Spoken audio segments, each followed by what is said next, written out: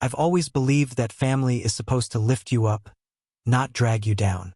But when you're the one who's made it, built a business from nothing, bought a house with a view, married the woman of your dreams, sometimes family doesn't celebrate.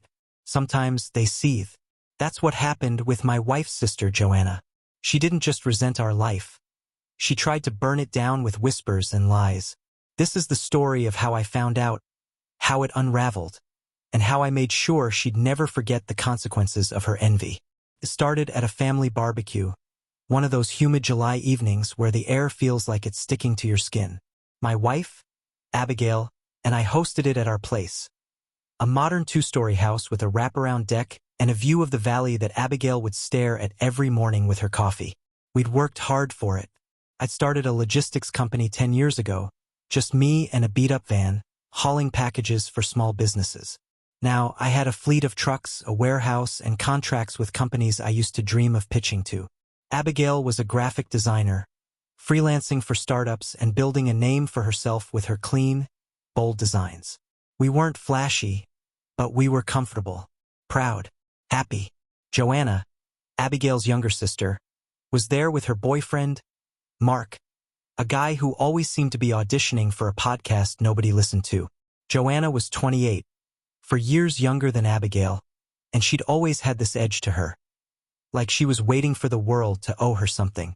She worked as a part-time barista and dabbled in what she called content creation, which mostly meant posting filtered selfies and vague captions about living her truth. I never minded her. She was Abigail's sister and Abigail loved her, so I made room for her in our lives. I'd paid for her car repairs once, covered a month of her rent when she was between jobs, even gave her a referral for a gig at one of my clients' companies. She never said thank you, but I figured that was just her way. Some people don't know how to receive help gracefully. The barbecue was loud, crowded with Abigail's parents, a few cousins, some of our friends from the city. I was at the grill, flipping burgers, when I overheard Joanna talking to Abigail's cousin, Tara, near the cooler. "Oh, you know how they afford this place," Joanna said, her voice low but sharp, like she wanted it to carry just far enough. "It's not all hard work. Let's just say they've got connections." Tara laughed, but it was the nervous kind, the kind that says, "I don't know what you mean, but I'm not going to ask." I froze, tongs in hand, but didn't turn around. Connections? What was she implying? I shook it off, told myself it was just Joanna being Joanna. Petty, a little bitter, but it stuck with me like a splinter you can't quite dig out. Abigail noticed something was off when I came inside to grab more plates. "You okay, Nate?" she asked, her brown eyes scanning me the way they always did when she sensed I was holding something back. I didn't want to ruin the night, so I just smiled and said, "Yeah, just hot out there." But I couldn't unhear Joanna's words. That night, after everyone left, I told Abigail what I'd overheard. She frowned, her fingers pausing on the wineglass she was drying. "She's probably just jealous," Abigail said, but her voice was tight. "She's been weird since we bought the house. I'll talk to her." I nodded, but I wasn't so sure a talk would fix it. Envy doesn't just vanish with a conversation. A week later, I got a call from one of my oldest clients, a guy named Paul who ran a chain of boutique fitness studios. We'd been working together for years. He was one of my first contracts, back when I was still driving the van myself. "Nate, we need to talk," he said, his tone clipped. "I heard something about your business. Something about shortcuts, shady deals. I don't want to believe it, but I need to hear it from you." My stomach dropped. Shortcuts? Shady deals? I told him it was nonsense, that I'd built everything from the ground up, every permit legit, every contract earned. He seemed relieved but cautious. "Just thought you should know what's going around," he said before hanging up. I sat there, staring at my phone, the pieces clicking together. Joanna's comment at the barbecue wasn't just a jab. It was the start of something uglier. Abigail was furious when I told her. She called Joanna that night, put her on speaker so I could hear. "What are you saying about us?" Abigail demanded. Joanna played dumb at first. What are you talking about?" in that high-pitched, innocent tone she used when she was cornered. But Abigail wasn't having it. "Tara told me you've been telling people Nate's into something shady, that we didn't earn what we have. Why would you do that? Joanna went quiet for a second, then snapped. Maybe because you act like you're better than everyone else. Abigail. You and Nate with your perfect house, your perfect life, rubbing it in everyone's faces. Abigail's jaw dropped. Rubbing it in? We worked for this, Joanna. We didn't take anything from anyone. Joanna laughed, bitter and sharp. Sure, whatever. You're not fooling anyone. Then she hung up. I could see the hurt in Abigail's eyes, like someone had punched her in the chest. Joanna wasn't just attacking me. She was attacking us. Our marriage, our work, everything we'd built together. Abigail wanted to fix it, to talk it out, like she always did with her sister. I wasn't so sure. I'd seen this kind of resentment before. Not from family, but from competitors, people who'd smile to your face while sharpening a knife for your back. Joanna wasn't just jealous. She was dangerous. The rumors spread like mold. I started hearing things from other clients, vendors, even a guy at the gym who asked, half joking, if I was running something on the side. Social media didn't help. Joanna had posted a cryptic Instagram story, a black background with white text that read, "Some people's success isn't what it seems. Hashtag just saying." No names, but it didn't need them. People started whispering. A friend of Abigail's sent her a screenshot of a group chat where Joanna had implied I was connected to some shady investors. Abigail's parents called, concerned, asking if we were in trouble. They didn't believe the rumors, but they were worried about how it looked. You know how people talk, her mom said, like that excused everything. Could have let it slide. I could have ignored it, kept my head down, let the rumors die out. But I didn't. Joanna had crossed a line, and I wasn't going to let her rewrite our story to make herself feel better. I started digging. I'm not a tech genius, but I know how to follow a trail. I checked Joanna's social media, her posts, her followers. I noticed she'd been tagging a guy named Derek, someone I didn't know, in a lot of her stories. Derek was a freelance journalist who ran a blog about local businesses. I clicked through his site and found an article posted 2 weeks after the barbecue, titled "The Dark Side of Local Success Stories." It didn't name me directly, but it described a rising logistics company with questionable financial backing and rumors of under-the-table deals. The comments section was worse. Anonymous users piling on, calling the unnamed company a front and the owner a crook. I knew it was about me, and I knew Joanna was behind it. I showed Abigail the article. She read it twice, her face pale. "She's trying to ruin us," she whispered. I nodded. "And she's not going to stop unless we make her." Abigail didn't want to believe it, but the evidence was there. Joanna wasn't just venting to friends.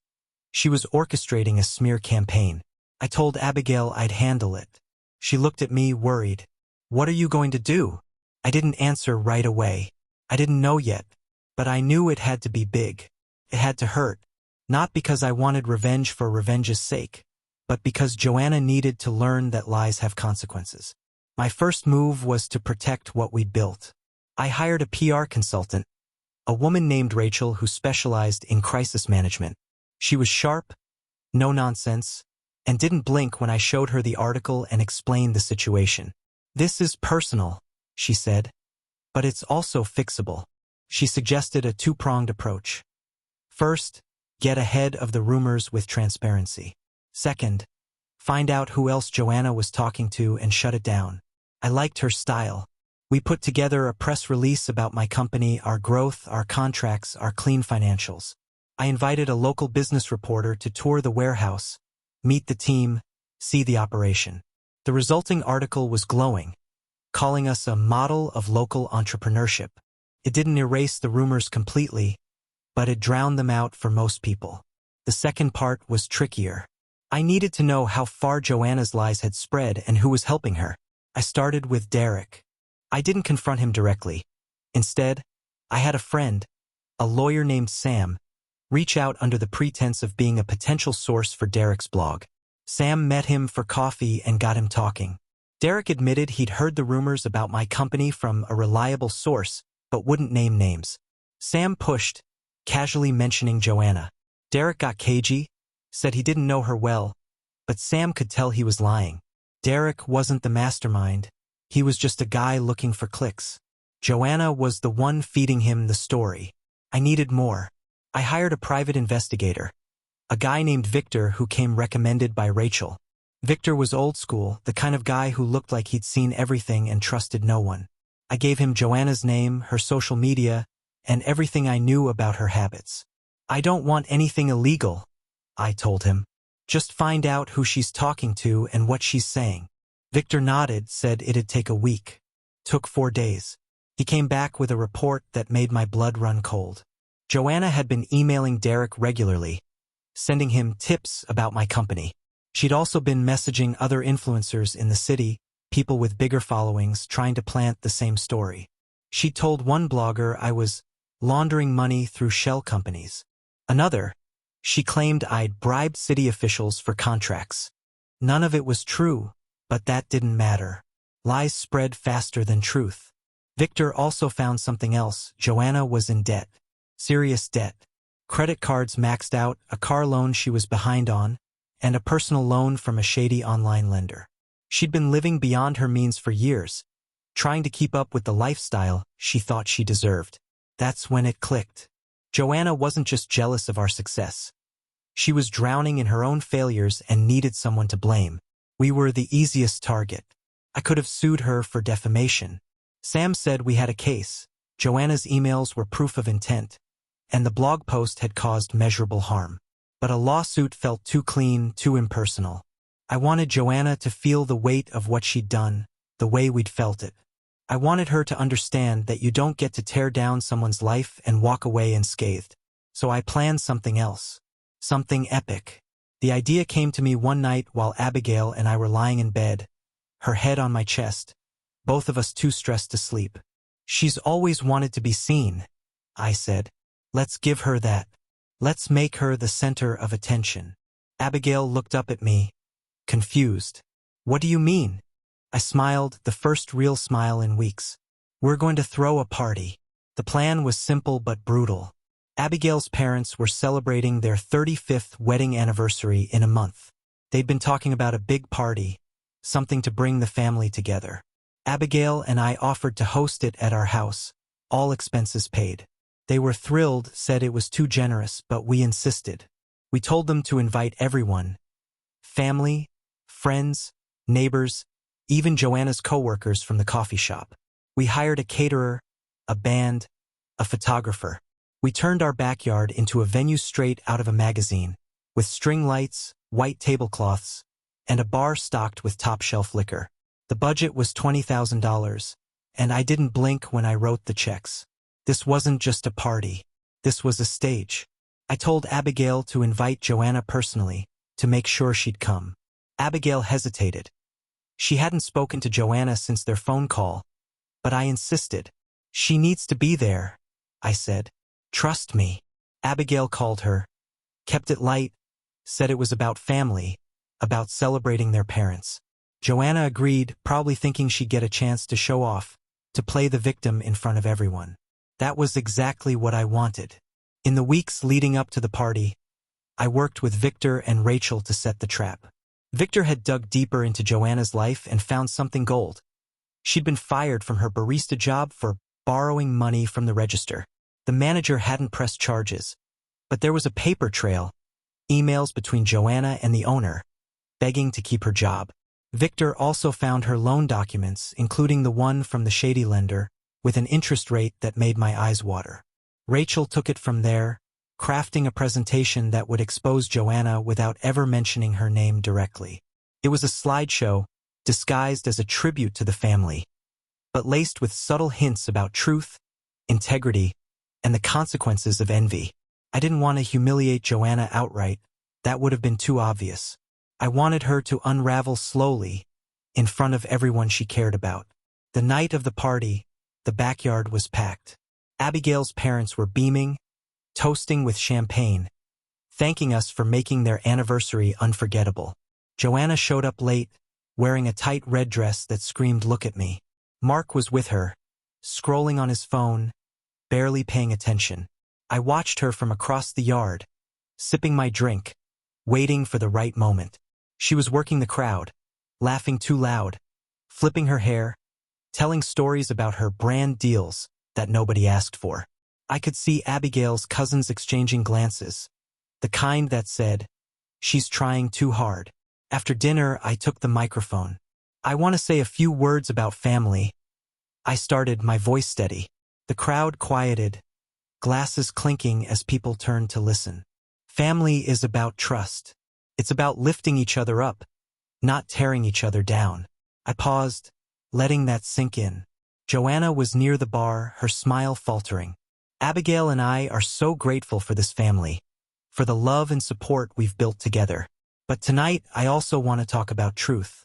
Because sometimes people spread lies to feel better about themselves. And those lies can hurt." I nodded to Rachel, who was running the projector. The screen lit up with the slideshow, a montage of family photos, Abigail and me at our wedding, our first house, the ribbon cutting for my warehouse. The crowd cooed, clapped. Then the tone shifted. A slide appeared with text, "The cost of envy." It was a quote, anonymous, about how jealousy poisons relationships. The next slide showed a screenshot of a blog post, not Derek's, but a similar one, about a local business with questionable ethics. I didn't name Joanna, but I didn't have to. Her face went white. The crowd murmured, confused but intrigued. I kept going, my voice calm but firm. We've all heard rumors. We've all seen people try to dim someone else's light because they can't stand their own darkness. But the truth always comes out. The next slide was a photo of our financials, not the real numbers, but a mock-up Rachel had created showing a clean, transparent business. "This is what we've built," I said. "No shortcuts, no secrets, just work." The crowd clapped, louder this time. Joanna was frozen, her drink halfway to her mouth. Then came the final blow. Rachel had worked with Victor to pull public records. Nothing illegal, just what anyone could find with enough effort. A slide flashed up, showing a redacted loan document with a 29% interest rate, the kind that screams desperation. The crowd didn't know it was Joanna's, but she did. Her eyes widened, and she grabbed Mark's arm, whispering something frantically. The last slide was a quote from Abigail's dad, from a speech he'd given years ago at their church. "A family that lies to itself cannot stand." I looked right at Joanna as I said, "Let's raise a glass to honesty." The toast went up, but Joanna was already moving, pushing through the crowd toward the gate. Mark trailed behind, looking confused. Abigail's cousins were whispering, glancing at her. I didn't follow her. I didn't need to. The room was buzzing, people asking questions, piecing it together. Abigail's mom came up to me later, her face tight. "Was that about Joanna?" she asked. I shrugged. "It was about truth," I said. She didn't push further. The fallout was swift and brutal. Joanna stopped posting on social media the next day. No stories, no selfies, nothing. Mark broke up with her a week later. I heard it from Tara, who heard it from a friend. Apparently, he was tired of her drama. Abigail's parents called us, asking what had happened at the party. Abigail told them the truth about the rumors, the blog, the emails. They were horrified, said they'd talk to Joanna, but I knew it wouldn't matter. Joanna wasn't the type to apologize. She was the type to double down. And she tried. A few days after the party, Derek posted another article, this one more desperate, claiming new evidence about my company. But it backfired. Rachel had already tipped off a bigger outlet, a local news site with actual credibility. They ran a story about irresponsible blogging and named Derek's site as an example. His traffic tanked. He emailed me, begging for a meeting, saying he'd been misled. I didn't respond. Joanna's life started to crumble. Victor kept tabs, discreetly. Her landlord evicted her after she missed rent for 2 months. She moved in with a friend, then another, burning bridges as she went. Abigail got a call from her one night, Joanna sobbing, saying she was sorry, that she didn't mean for things to go this far. Abigail listened, then said, "You didn't just hurt us, Joanna. You hurt yourself." She hung up. I was proud of her. The final act came 6 months later. I got a letter, no return address, just like the check in the story you shared. Inside was a cashier's check for $10,000. Almost exactly what I'd spent on Joanna's car repairs, rent, and other favors over the years. No note, just the check. I didn't cash it. I didn't need to. It wasn't about the money. It was about someone, somewhere, knowing what Joanna had done and deciding to make it right. I suspected Abigail's dad, but he never admitted it. He just smiled when I mentioned it, said, "Some debts get paid eventually. Joanna's still out there, I hear. She's working a temp job, posting less, living smaller. Abigail doesn't talk to her much, and I don't push. The rumors about us have faded. Our business is stronger than ever." But I'll never forget the look on Joanna's face at that party. When she realized the spotlight she'd always wanted was shining on her for all the wrong reasons. That was my revenge. Not just exposing her, but letting her own lies bury her. She wanted to be seen. I made sure she was.